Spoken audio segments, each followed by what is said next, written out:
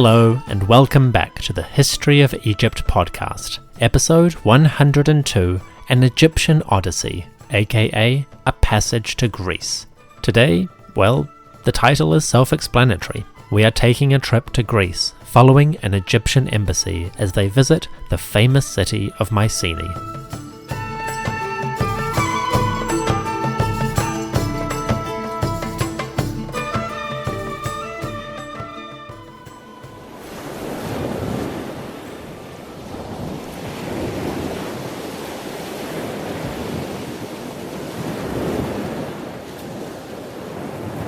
The sea rose and fell, a dark swirling mass under a clear blue sky. The waters were deep, impossibly so, and the darkness of those depths seemed like an abyss for the sailors who rowed bravely upon the waves. An Egyptian vessel made of fine cedar wood unfurled its sail and sped across the sea. The sail, fabric dyed green and red, rippled in the breezes which flowed at the sailors' backs. The great sea-going ship and its hardy crew were the representatives of Neb-Maat-Re Amunhotep III. The pharaoh of Egypt had commanded an embassy to go forth. Amunhotep wished to forge connections with a people that were recently arrived on the international political scene. They were up-and-comers, but increasingly worthy of Egyptian notice. With this in mind, the king commanded a deputation to go forth, and a company of Egyptian aristocrats had boarded the great vessel and now sailed across the sea in order to visit mysterious places unknown to their ancestors. They were heading for the land of Greece. Greece was a distant shadow in Egyptian knowledge. Its people had been working their land for 2,000 years and more. With some minor interruptions, Greeks of different social identities had scratched a living on the edge of the known world. Today, those Greeks were attaining more recognition thanks to the appearance of the Mycenaeans. The Mycenaeans were a rising power in the Aegean. Recently, Egyptians had heard of these people, whom they called Tanayu or Danaans. The Tanayu Mycenaeans lived on rocky peninsulae, far-flung isles, and even Great Crete. They were accomplished in seafaring and perhaps piracy, and for the past 80 years the Mycenaeans had been gradually spreading influence over the seas. From references to embassies and small hints of trade, it seems that the Mycenaeans were now 8 decades into a phase of upward mobility. The Egyptians were ready to take these people seriously. To visit Mycenae and Greece, the Egyptian ship had sailed via the large island of Crete. There, they would have engaged with the locals, the Keftiu or Minoans, and learned what they could of the Mycenaeans. That actually would have been quite easy. You see, by 1370 BCE, Mycenaeans were actually living in Crete, and perhaps ruling the island themselves. Mycenaean texts appear on the island of Crete, along with their material objects, and administrative documents written in the Mycenaean script actually replace those of the old Keftiu. It seems that around 1400 BCE, or a bit earlier, Mycenaeans had come to dominate several Aegean islands. People like the Keftiu Minoans were subdued or pushed to one side. Now there's a lot to say about that, and I didn't want to get bogged down this early. So there will be an episode 102b in which we explore the Mycenaean conquest of the island of Crete. Suffice to say, the Egyptians visited Crete, found that the Keftiu Minoans were no longer in charge, and so set off for the mainland of Greece in order to meet these newly powerful peoples. They soon came to the area that we know as the Peloponnesian coast.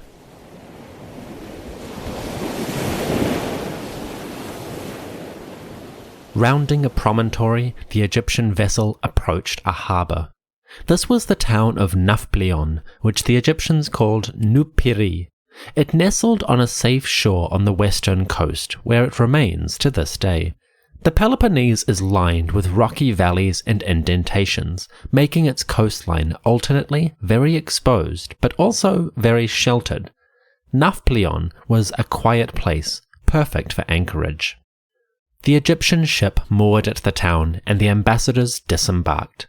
Within Nafplion, they began to ask around, where could they find the Mycenaean people who were so influential? Offering some trinkets, they soon recruited some guides and began to head up the road towards the great city itself.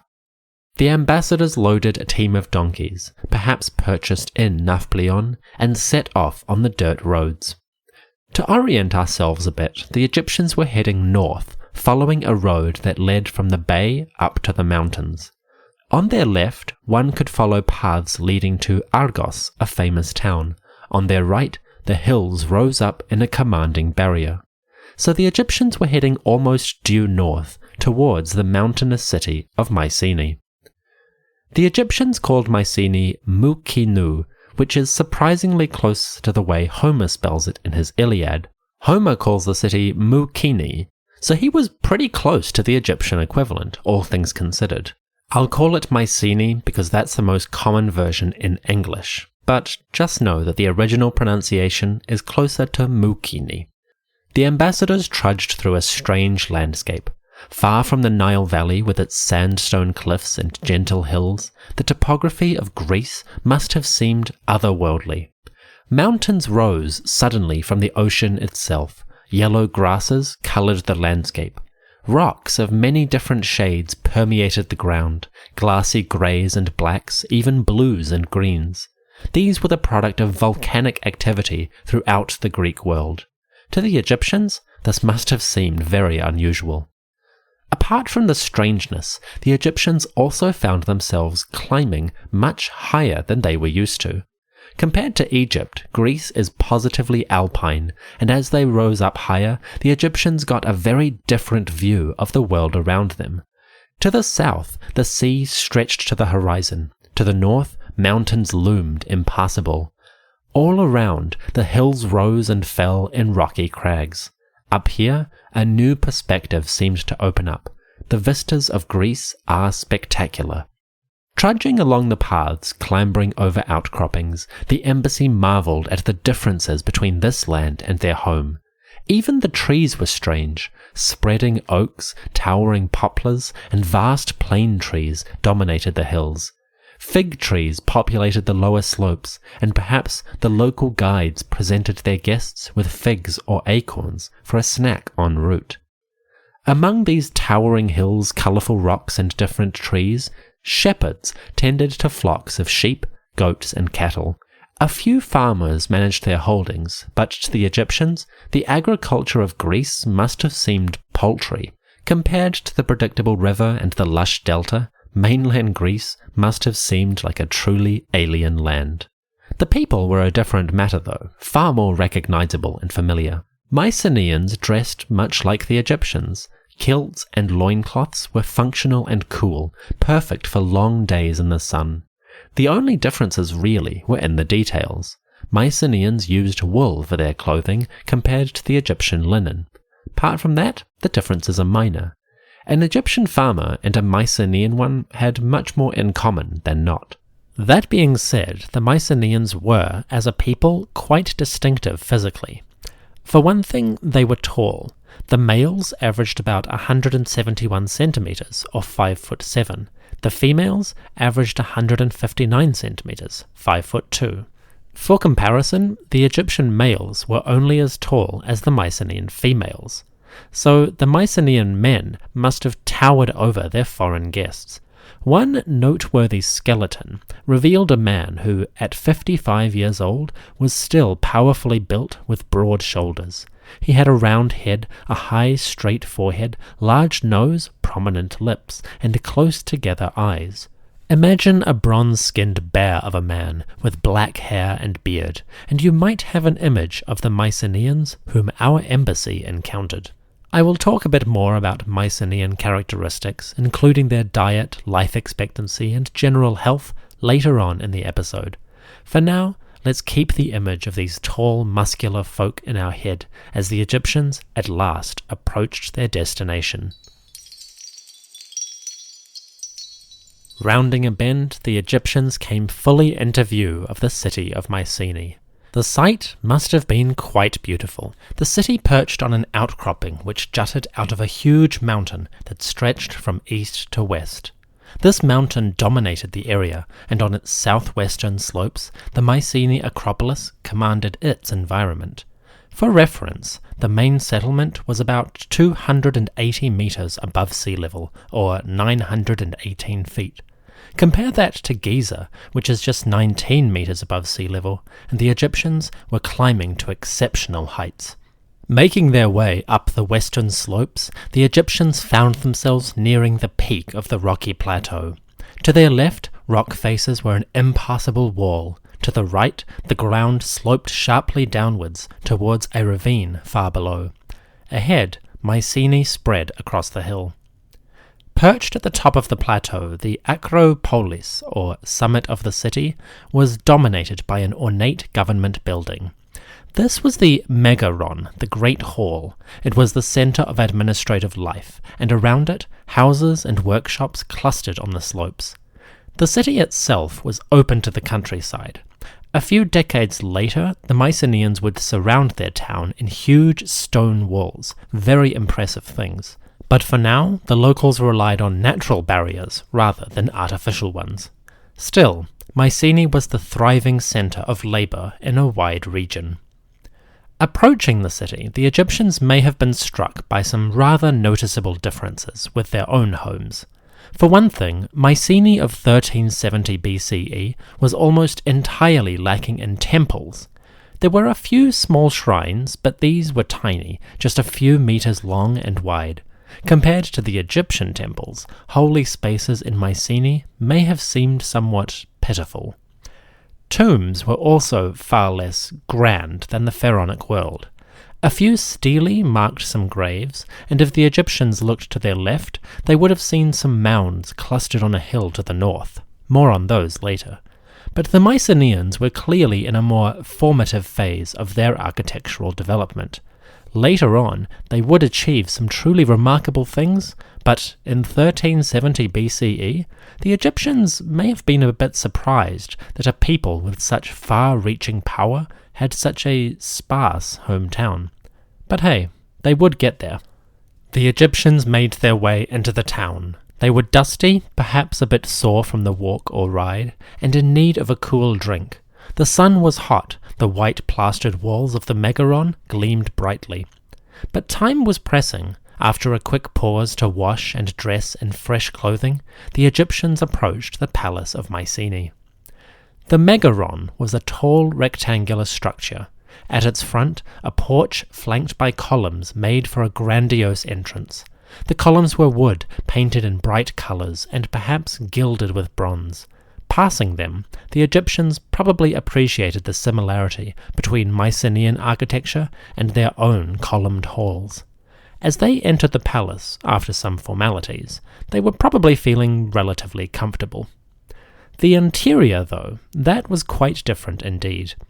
After the porch, the Egyptians entered an atrium space. Then, passing a door or curtain, they came into the throne room, the heart of governance and power in the city of Mycenae. This was an amazing area. Based on the decoration of contemporary palaces, specifically at the town of Pylos, we can guess that the Mycenaean throne room was a large square hall. 4 pillars supported the roof. In their midst, a circular fire pit was the centre of the room. This stone hearth was the primary feature, both a place to gather and stay warm, and a place to cook meals for the powerful of the realm. Compared to Egypt, hot and dry, this might have seemed like a strange feature to have in the centre of the hall, but it was certainly an interesting one. Around the walls, brightly coloured frescoes depicted a variety of scenes. Human figures carrying offerings formed processional lines. Trees and flowers created nature scenes, and wild animals like lions and griffins, half lion, half eagle, made for a rich menagerie of powerful, untamable animals. To round out these scenes, images of festivals included lyre players and even a bull sacrifice. The effect, according to one scholar, was to create a space that was connected to the earthly power of a ruler and the ceremonial functions which a Mycenaean king should fulfill. The king of Mycenae was called a wanax. The wanax was a leader of warrior, priestly, and agricultural concerns. He commanded soldiers, led religious ceremonies, and managed aspects of the local economy. In other words, the wanax was a versatile figure whose expertise and skills could find a home in several areas of society at once. He was assisted in his leadership by a sort of deputy or vassal called the lawegatas. Without getting into too much detail, I'll just say that as the Egyptian ambassadors entered the Mycenaean palace, they probably encountered the following scenario. Seated on a tall wooden throne, the Mycenaean king was an impressive figure. A richly coloured robe and a plumed crown marked him as a leader of men. His skin was olive tan, his black hair long and curly. Robes made of wool or linen were coloured in reds or blues. His crown, perhaps, was decorated with feathers and rosettes of gold. In fact, as far as we can guess, he was probably wearing a lot of gold. Evidence from royal graves at Mycenae suggests that early rulers used an incredible array of high-quality objects made in yellow metal. Cups, rings, pendants, even swords were decorated in gold and silver. On some objects, we see inlays of warriors in battle. On others, we see images of hunting, men in chariots chasing deer, and war, spear-armed warriors piercing their enemies, who cower before them. These weapons and the armour that attended them were often decorated in gold. Speaking of war, to either side of the king there would have been guards, and these are worth a quick look, because Mycenaean warriors are intriguing. Mycenaean armour and weapons survive to this day, and what they reveal is a people with advanced military technology and a powerful emphasis on battle. Mycenaean swords could be quite long, up to 90 centimetres in the early periods. By the time the Egyptians visited, they were slowly switching from long, heavy swords to shorter, dagger-type swords, and this may have been partly influenced by necessity, or perhaps by connections and communication with the peoples of the Near East. The Mycenaeans were skilled weapon makers. The swords have elegant blades which taper inwards with a slight curve halfway down the sword. The pommel and the blade were made of one piece, clad in wood and wrapped in leather. When used, these sharp-edged swords would have slashed with deadly efficacy. Of course, the primary weapon was probably the spear. Simple and effective, spears were the weapon of choice for most of the ancient world. Mycenaean spears were usually held with both hands, raised at the shoulder. Long and heavy, these were great in a chariot or when standing in a line. Later on, the Mycenaeans adopted shorter ones that they could carry with one hand while holding a shield. If you visit the podcast website, you can see reconstructions of this. Essentially, Mycenaeans sit at the very beginning of the Greek warrior tradition. Clad in their armour, shield and spear, a Mycenaean warrior would thrust and parry with his opponents, fighting for advantage. When the blow struck, long leaf-shaped blades could pierce the victim's side. Mycenaean armour was a fantastic sight. It was made of bronze in heavy plates that curved around the body. These plates were linked by leather thongs, and put together, the armour covered the body from neck all the way down to knees.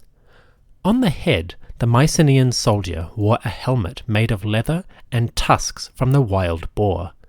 These tusks were cut into curved strips and bound with leather and bronze. The helmets are quite unique. In fact, they are so distinctive that we can often use them to identify Mycenaeans in foreign artwork, including from Egypt. The Mycenaean armour gives an amazing silhouette, like a Bronze Age equivalent of the medieval knights. To the Egyptians, used to wearing kilts, shields, and maybe some leather or scales, these armoured warriors must have been an imposing sight. Intimidating bodyguards aside, the king of Mycenae, the wanax, welcomed his foreign guests, and now the Egyptian embassy could truly begin.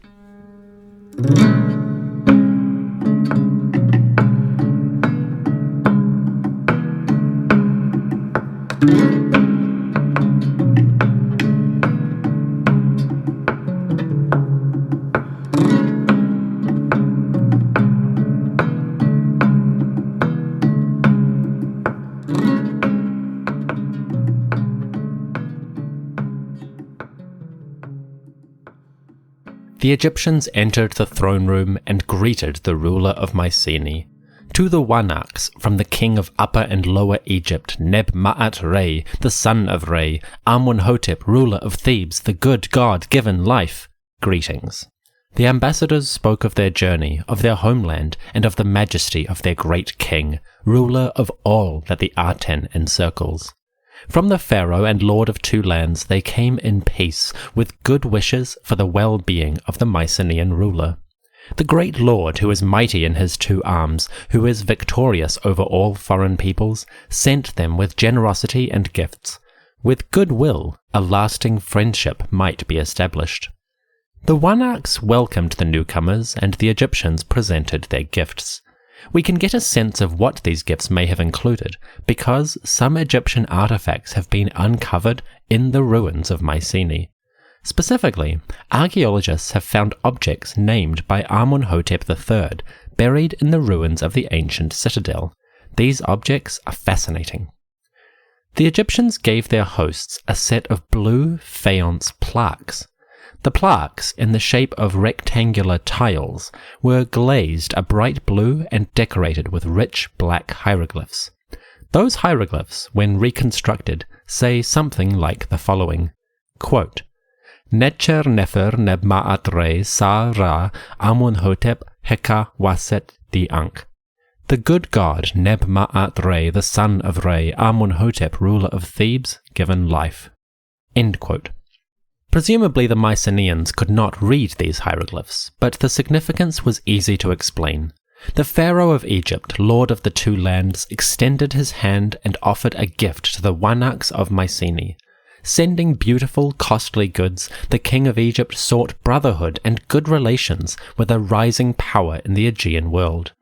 This was a significant moment in political history. The Egyptians gave the plaques to their hosts, and the gift was accepted graciously.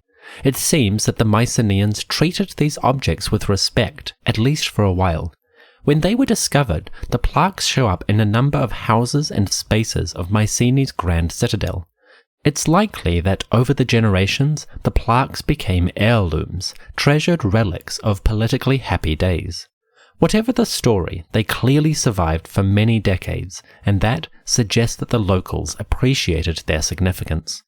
With the formal introductions done, the real work of relationship building began. Along with the plaques, the Egyptians presented gifts like scarabs, also stone jars, particularly the milky white alabaster and the smooth granodiorite, which is prestigious and hard to work.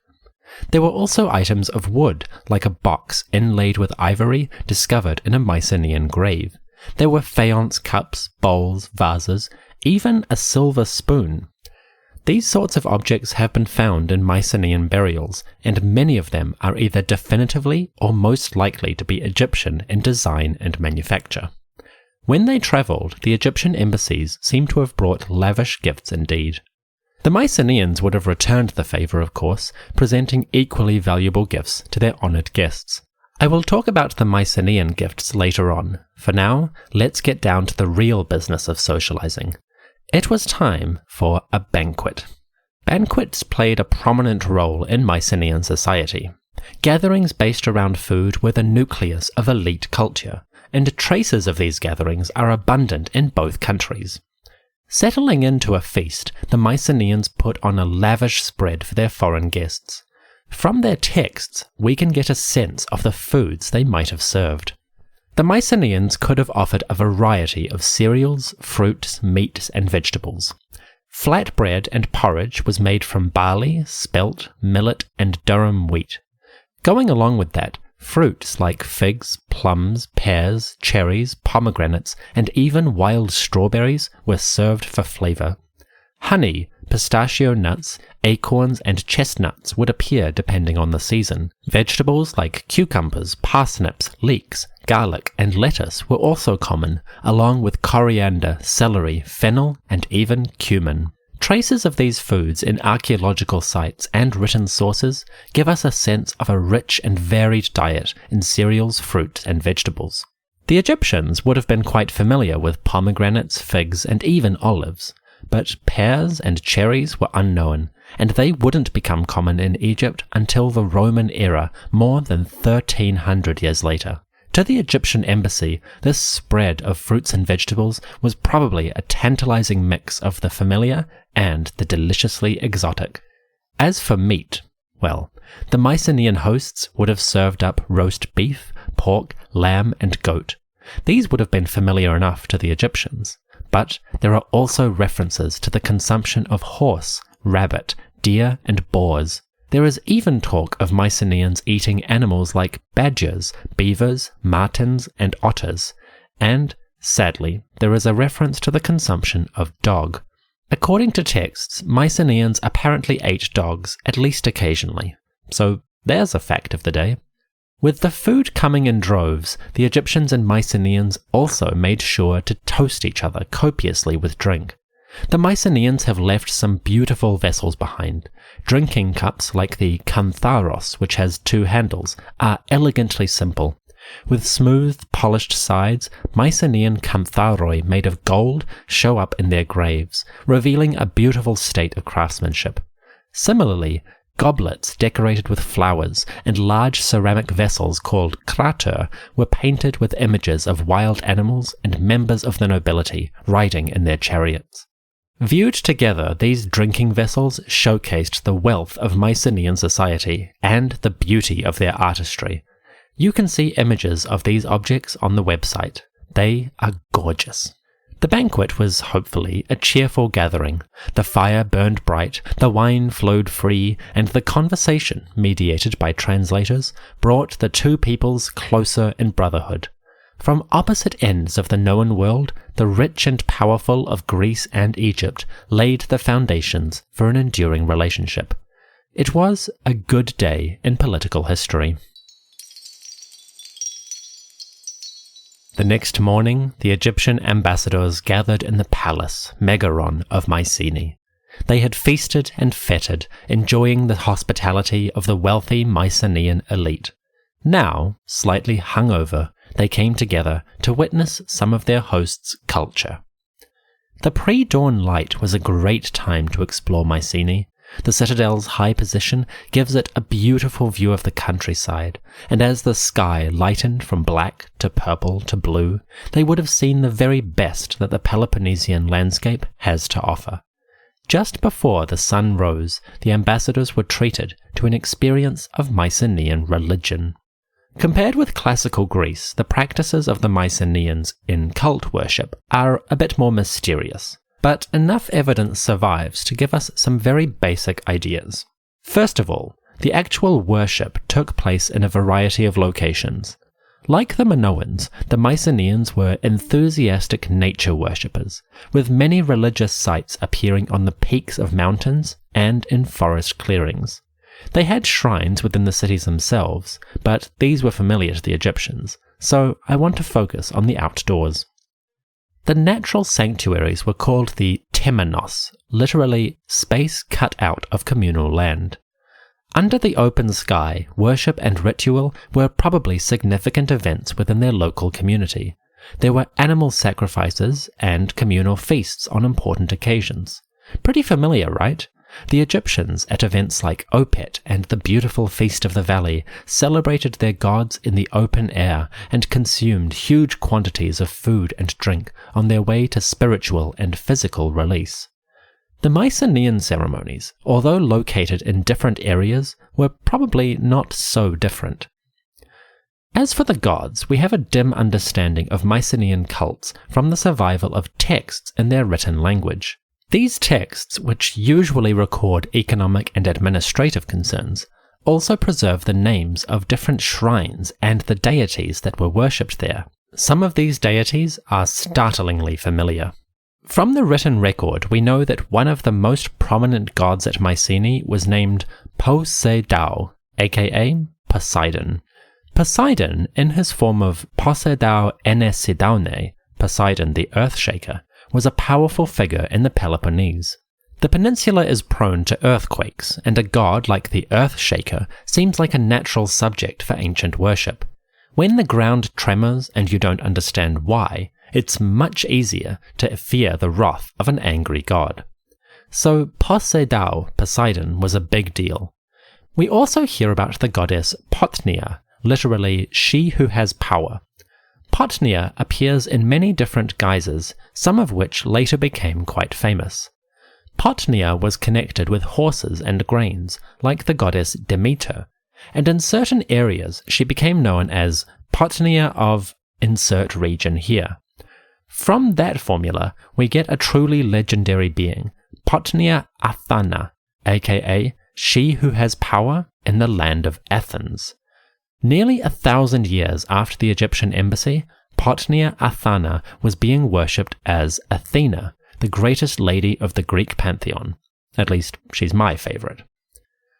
I think the Egyptians would have understood, even appreciated Potnia. She who has power was, after all, strangely similar to their own Sekhmet, the powerful lady. If they learned about Potnia in detail, the Egyptians may have equated her with Sekhmet, and appreciated that throughout the world the great lady of power was recognized and worshipped.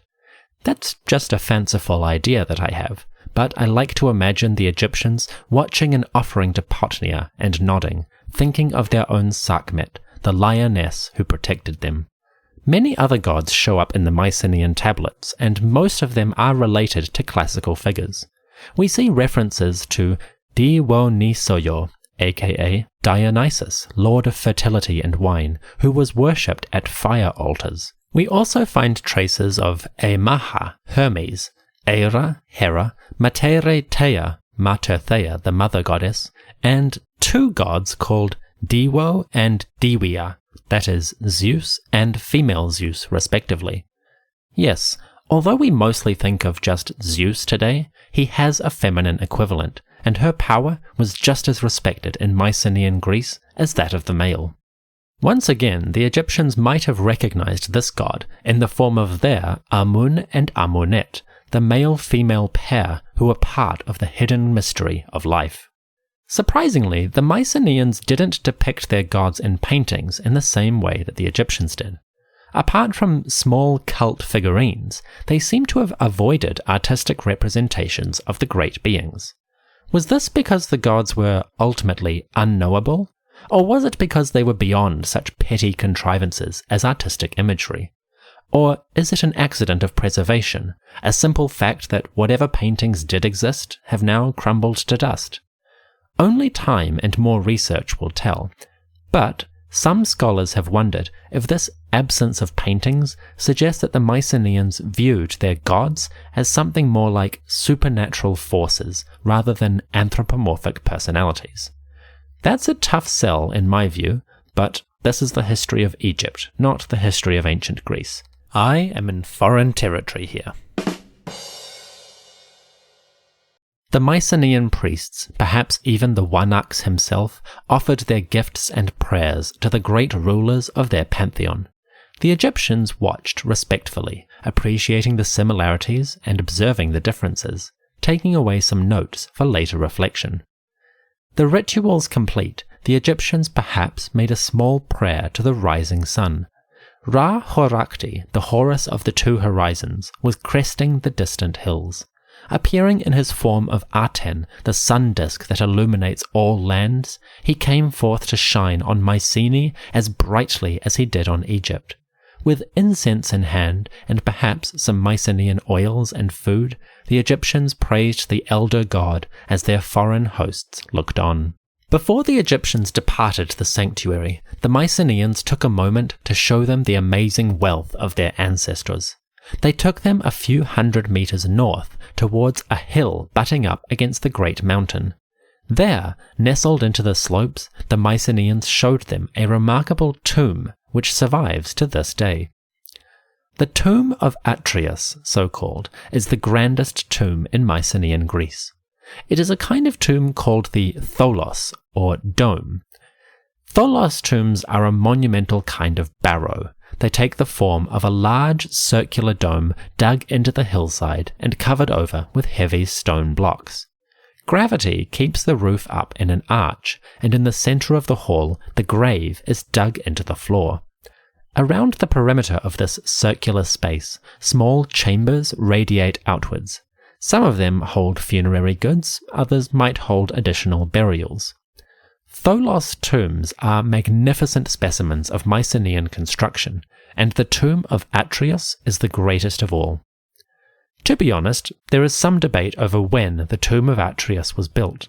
Dates range from 1450 BCE or even earlier to as late as 1300 BCE. But with a bit of charity and a nice average, we could put the tomb roughly around 1375. So in my mind, the hypothetical Egyptian embassy may have got to see a hypothetical tomb, newly completed and ready for the king's burial. Since it wasn't being used just yet, the Egyptians were allowed to go inside and take a look. Let's follow them.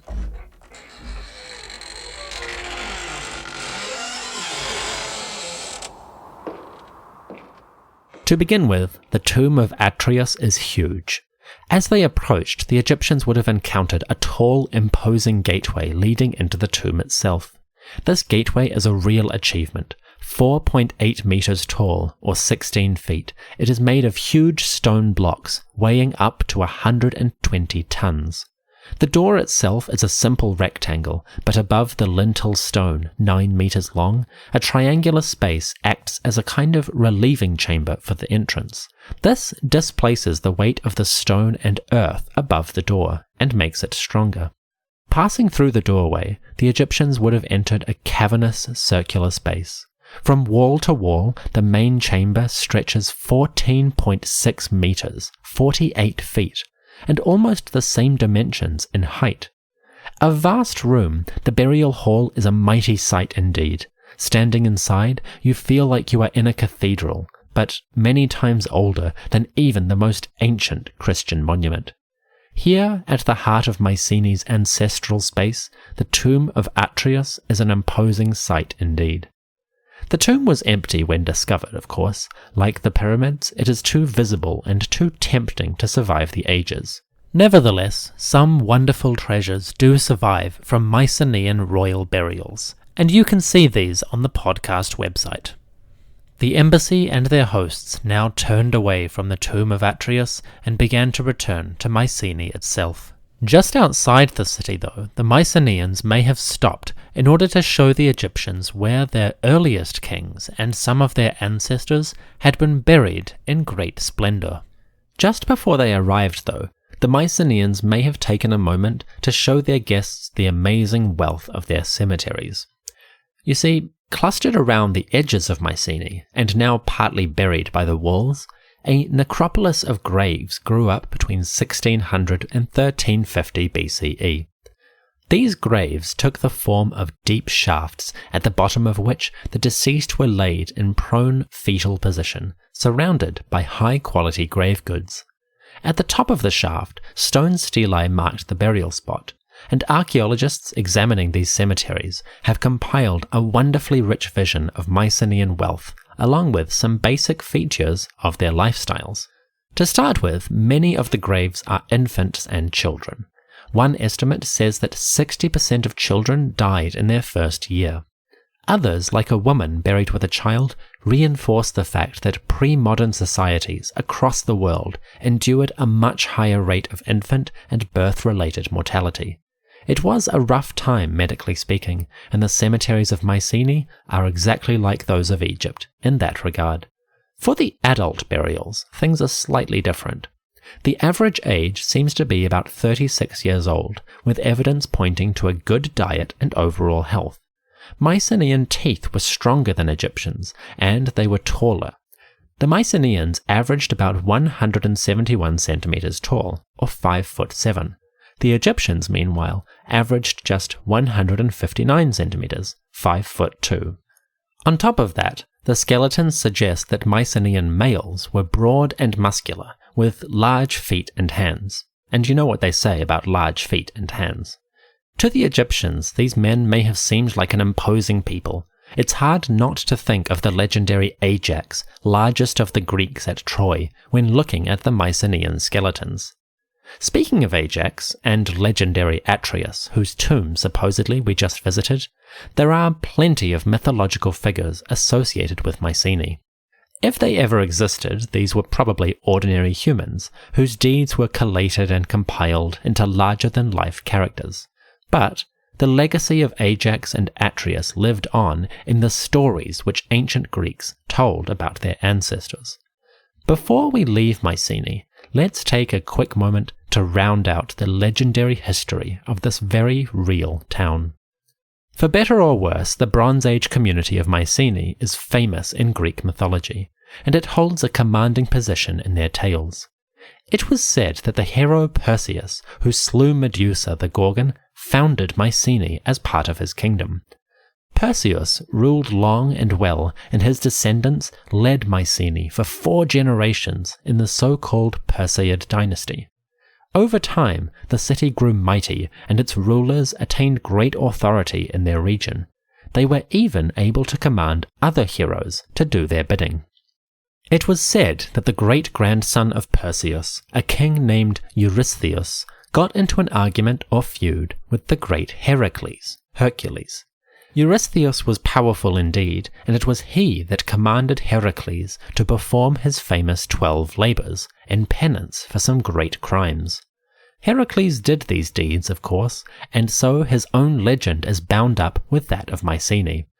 Long after Heracles, and over 100 years after Amunhotep III, Mycenae became the home of the most famous king of all Greece. Mighty Agamemnon ruled Mycenae around 1250 BCE, so it is said, and in his day the great king led the Greeks to war against Troy. That is a story for another day, but it's worth remembering, not just because the Trojan War is so famous, but because the Egyptians have their own connection with that story. Thinking back to episode 96, the Colossi of Memnon, you may recall that a legendary warrior, Memnon, king of Ethiopia and Egypt, travelled to the city of Troy in order to fight on behalf of the Trojans against the invading Greeks and their king Agamemnon. Well, King Memnon of Ethiopia was later equated with King Amunhotep III of Egypt on account of those magnificent statues west of Thebes. So there is a connection between Amunhotep III and the Trojan War. It's a tenuous one, and the Greeks kind of made it up later on, but still, it's there. And it's an amusing irony that Memnon, king of Ethiopia and Egypt, was supposed to have fought against the Mycenaeans. Meanwhile, Amunhotep III, the inspiration for Memnon, actually forged diplomatic ties with that same people. So history and legend became twisted and inverted. Historically, the Egyptians got along well with Agamemnon's people. In legend, though, they became bitter antagonists. Anyway, let's move on from legend and finish up our visit to Mycenae. The time now came for the Egyptian embassy to leave Mycenae. They had achieved their goals and opened relations with the great city. They had toured its spaces and visited some of its great monuments. Now they must return home to report to their pharaoh what wonders they had seen, what people they had met, and what successes they had enjoyed. Before they left, the Mycenaeans gave their guests presents to take home to Egypt. We know for certain that Mycenaean pottery travelled to the Nile Valley in large quantities during this general time period, but we can also guess that the Greeks offered some valuable materials as part of their new friendship. For one thing, olives and olive trees seem to have arrived in the land of the Nile within just a few decades of this embassy. Olive trees are known in the city of Amarna, where Amunhotep III's son Akhenaten ruled. Olive wreaths also showed up in the tomb of Tutankhamun, Amunhotep's grandson. So it's a good bet that olives came to Egypt in the reign of this great king. There was also valuable ore. The Mycenaeans mined huge quantities of silver and lead in different parts of Greece. These ores could be shipped raw to other centres for refinement, much like the copper ingots which travelled from Cyprus all across the Near East. Metal ore for weapons or objects was an increasingly important commodity. As technologies were developing and new refinements emerging, lead and silver ore were immensely valuable gifts. Finally, there is the possibility that the Mycenaeans offered their guests some of their own people. Based on evidence from Egypt, which I'll explain another time, it is possible that an expatriate community of Mycenaean artists and maybe even soldiers travelled abroad to serve the whims of Pharaoh. Whether they went as temporary workers or permanent migrants, the idea of Mycenaeans setting up shop in Egypt is surprisingly not that far-fetched. Anyways, as I said, pottery is the only product we know definitively travelled to Egypt. Artists and soldiers are likely based on artistic images, but we really don't know for sure. Still, it's a great idea, and I would like to imagine the embassy departed Mycenae loaded with gifts from the powerful Greeks to the Lord of the Nile Valley. The world was becoming a lot more connected. There is so much more to say about Mycenaean culture and religion. I've really just scratched the surface. Sadly, we can't be away from home forever, so we must bid farewell to the rocky peninsula and take ship back onto the ocean heading for home. Don't worry, we'll be back one day.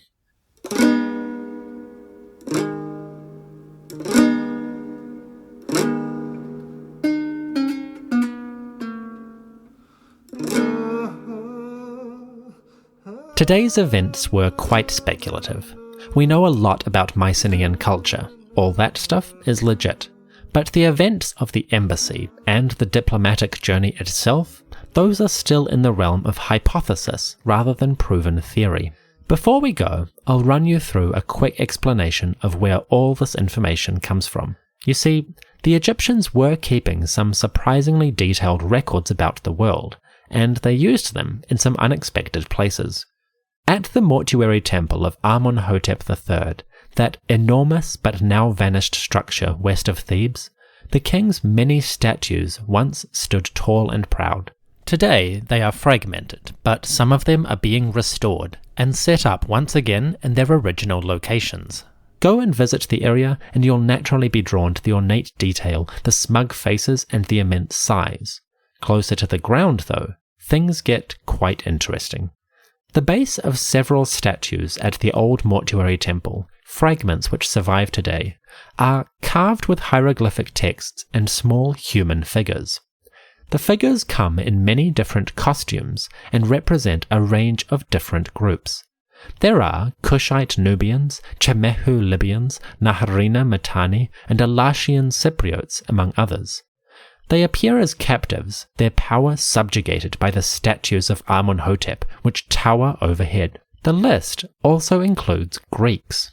A number of references on these statues record the pharaoh's dominion, quote-unquote, over the Keftiu Minoans and the Tanayu, or Mycenaeans. The Tanayu, like the Danae of Homer, appear next to the people of Crete, and the hieroglyphs above them record a range of different place names. Among others, we find references to Amnisos, Knossos, Phaistos, Khania, Kythera, Laconia, Tyrans, Nafplion, and Mycenae.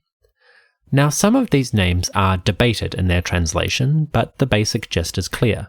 Egyptian sculptors working on the statues of Amenhotep III were aware and recorded their knowledge of different peoples from the Aegean region. If you read the hieroglyphs correctly, you seem to get a list, maybe even an itinerary, of a journey from Egypt in the east to Mycenae in the west, stopping at Crete along the way.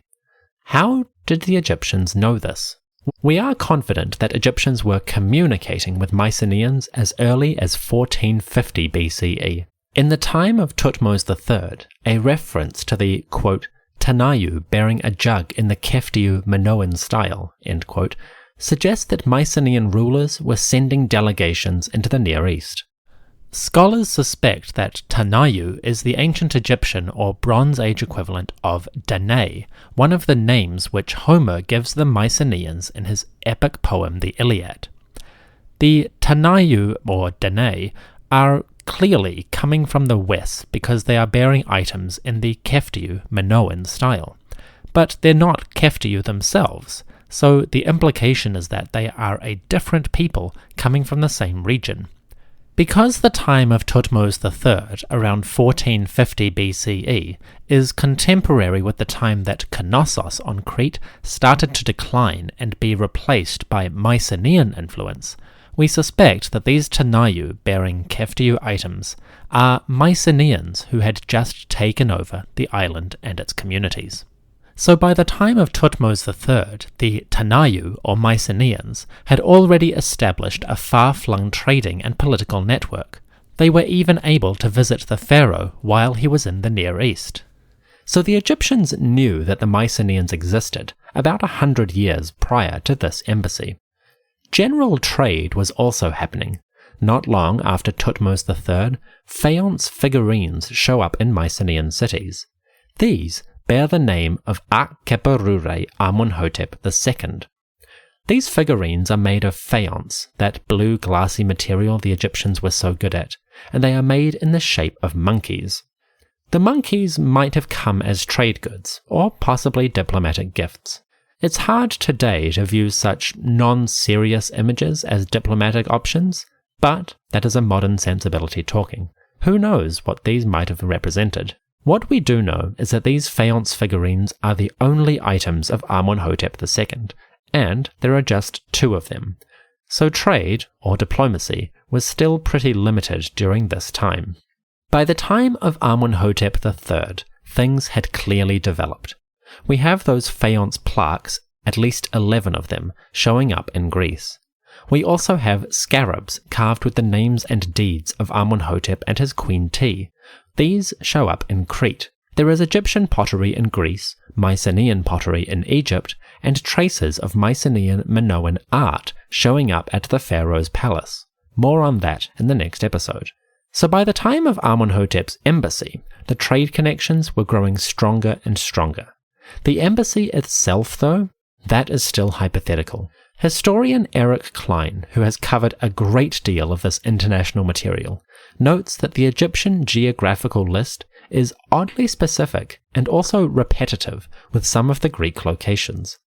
The names of Cretan and Mycenaean cities repeat in a way that suggests a journey, one set of names on the way out, the same set on the way back as the ship returns. Cline himself acknowledges fully that it's speculation, but when you have this much contemporary evidence, and such a specific but weird set of texts, well, Occam's razor suggests that an embassy of some sort did occur. Anyway, I think there's a strong chance that the diplomatic journey I've described happened in some form. At the very least, it was a great excuse to step outside the Nile Valley for a moment and have fun exploring a whole new world. Such dazzling places give a new fantastic point of view. With new horizons to pursue, that's where we and our embassy making their way across the Aegean get to be.